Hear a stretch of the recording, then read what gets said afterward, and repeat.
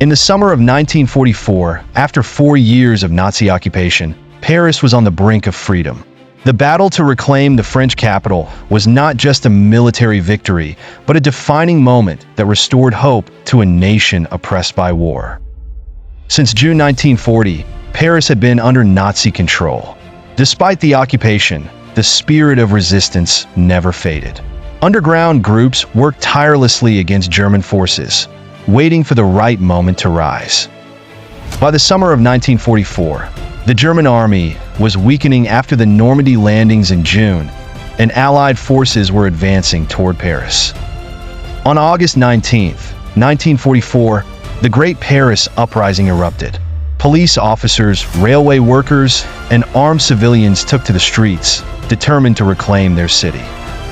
In the following days, barricades were built, and fierce street battles broke out between the resistance and German troops. At first, Supreme Allied Commander General Dwight D. Eisenhower hesitated to attack directly, fearing massive destruction. However, General Charles de Gaulle, leader of Free France, insisted that Paris must be liberated at all costs to maintain French sovereignty. On August 24th, the Free French 2nd Armored Division, led by General Philippe Leclerc, entered the southern outskirts of the city.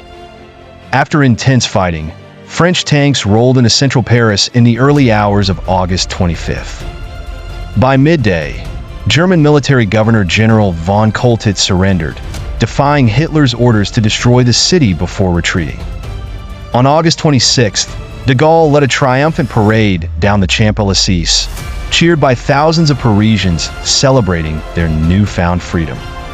The liberation of Paris marked not just a military victory, but a political and symbolic one, signaling France's return to the global stage and the approaching end of the war in Europe. The liberation of Paris in August 1944 was more than just a turning point in World War II.